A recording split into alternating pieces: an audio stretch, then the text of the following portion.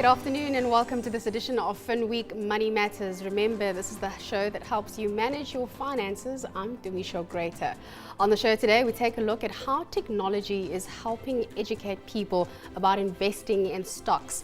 Then we take a look at the outlook for Naspers and where black capital is soon going to be coming from. But before we delve into all of that, do remember that you can send us your comments or any feedback to moneymatters@abn360.com. But first, let's take a look at this week's Trend of the Week.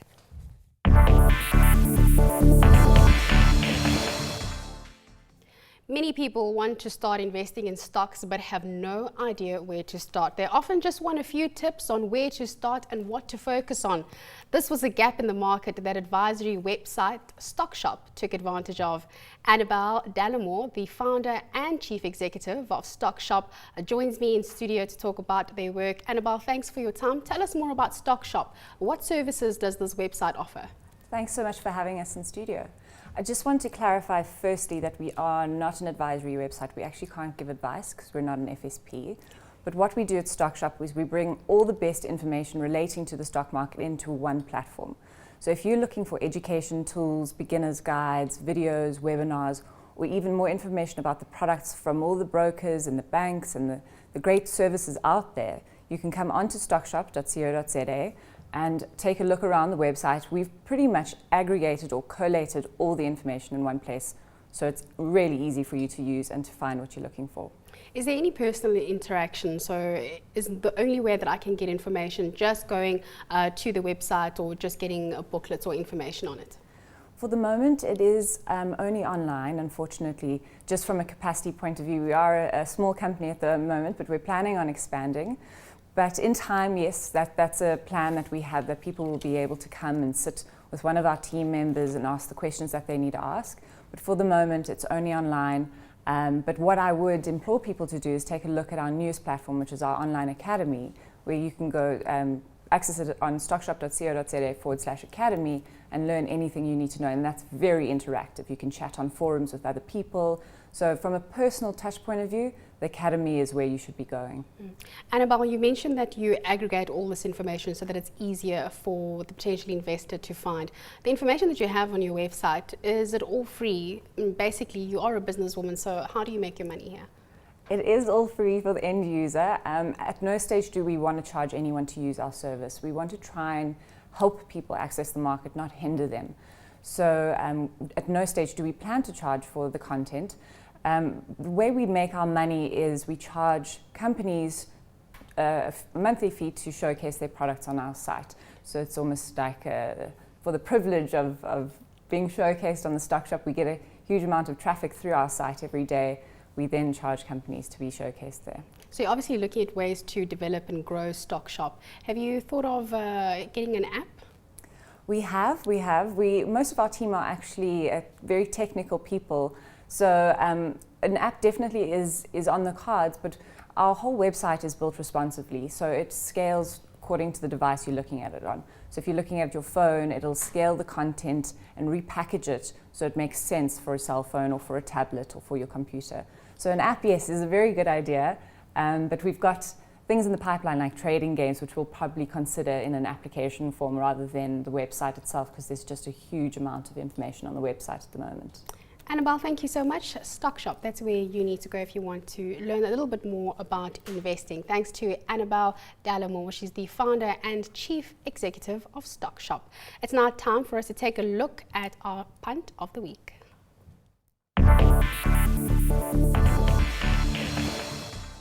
Africa's largest company by market value, Naspers, continues to hit new highs.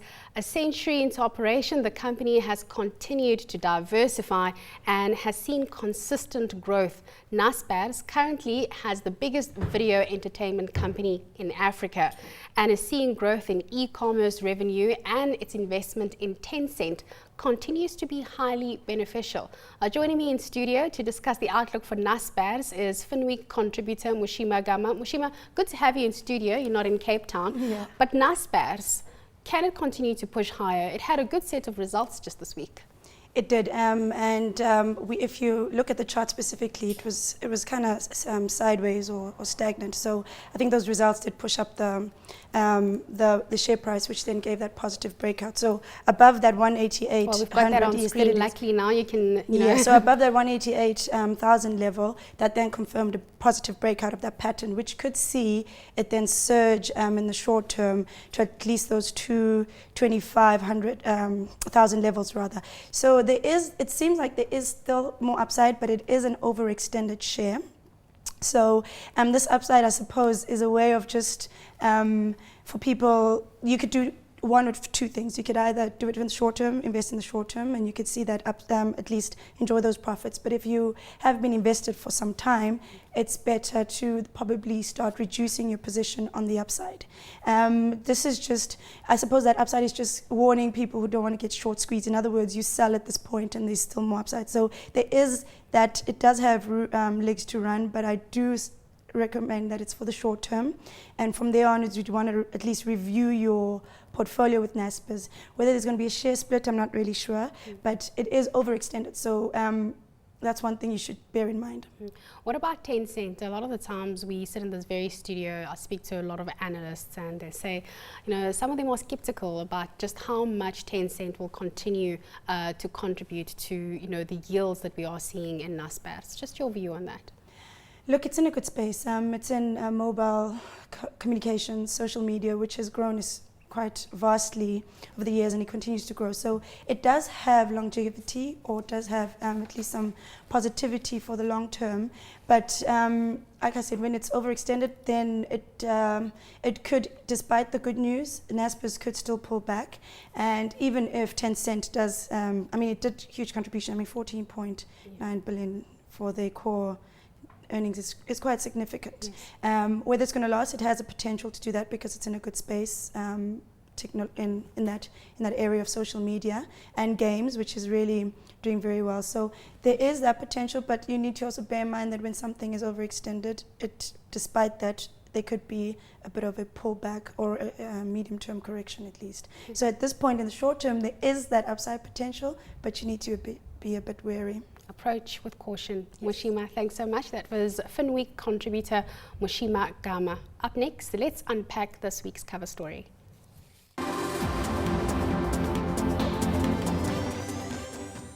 Now, the new laws governing BEE practices in South Africa have kicked in. The question that should be on everyone's mind is, where is black wealth going to come from in the future? Through the amendments to the codes, government is trying to push for more black entrepreneurs rather than simply spectators to the economy. I'm joined by Finweek editor Jana Marais to discuss some of the implications of the BEE amendments. Jana, thanks so much for coming in, as always. Tell us exactly how will these BEE amendments change company ratings? Hi, Timmy. The aim really is to, compel the private sector to transform faster. And I think this is a space where we're still going to see some change in the coming years. For example, the DTI has already backtracked on one of the provisions in the new codes, which was around broad-based employee shareholder schemes and, broad-based shareholder schemes and employee ESOPs. So I think we're also seeing the mining industry taking the government to court around once empowered, always empowered.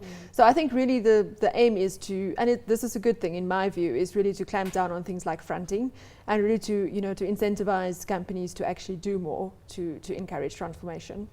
What do they mean? And I read it in the intro before we had our discussion. What do they mean they're trying to get more black entrepreneurs as part of the economy as opposed to them being spectators?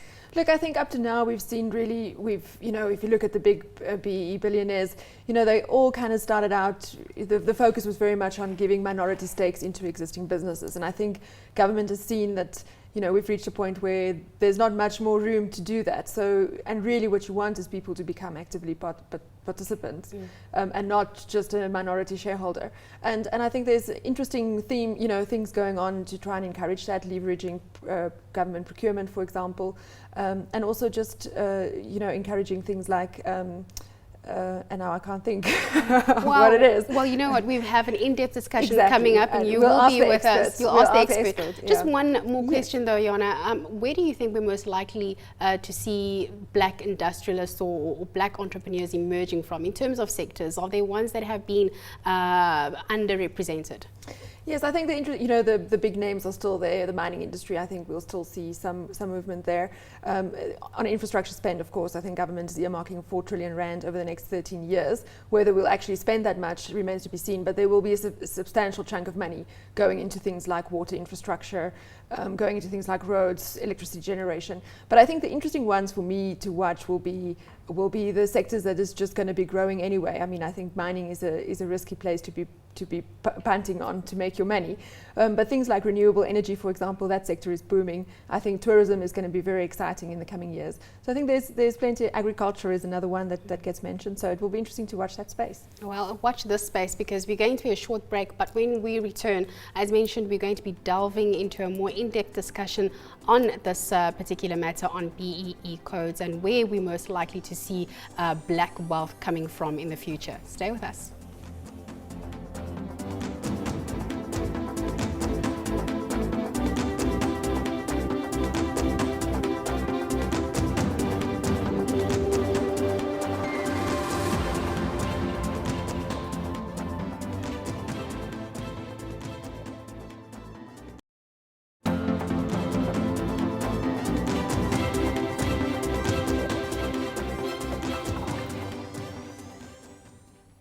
Welcome back. You're still watching Finweek Money Matters. Remember, this is the show that helps you manage your finances. While BEE was intended to grow black wealth in South Africa, most wealth schemes have seen the super rich benefiting from buying minority stakes in white-owned businesses. Many smaller entrepreneurs have seen slow growth and stayed at the bottom of the pyramid. Joining us now to tell us more about the new BEE codes and how this will affect black entrepreneurs joining me is Zweli Gwebityala. He's the head of strategies at Nascent Advisory and Research. Luzuko Koti, head of GetBiz Media, joins us here, and Jana Marais from Finweek, our Finweek editor, is still here. Gentlemen, thanks for joining me. Jana, you're still here with me. Zweli, let me start with you. Sorry for totally butchering your surname, but I will get it right. We were talking about getting black entrepreneurs to not just be spectators. What do you think have been the challenges that have put hindrances to black entrepreneurs being active?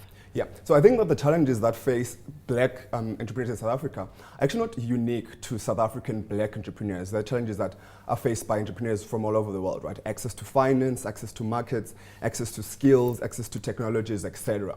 What is unique, however, in South Africa is, I guess, the way in which our economy is structured, which is it is really structured in as far as entrepreneurship is concerned, by the way. It's structured to serve sort of larger businesses. For example, if you think about access to finance, right?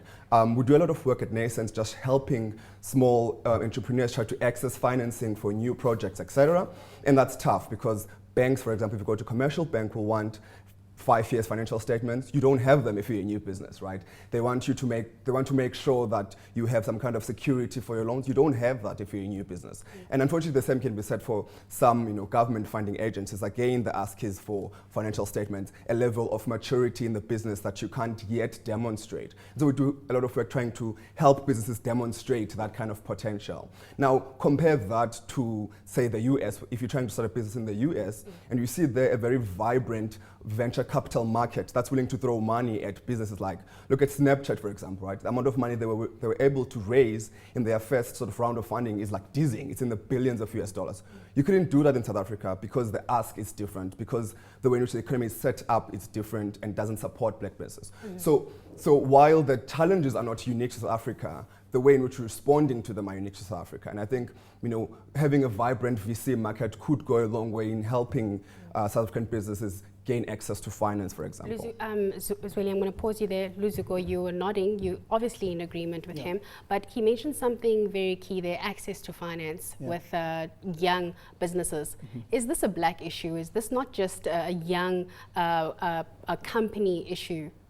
Well, look, most businesses, and this is a big problem in South Africa, that we've got a lot of businesses that do not live beyond a period of 2 years. Because of a lot of things that involve skills of managing businesses, of making sure that businesses are managed to sustain themselves and to ensure that they live beyond just the point of establishment.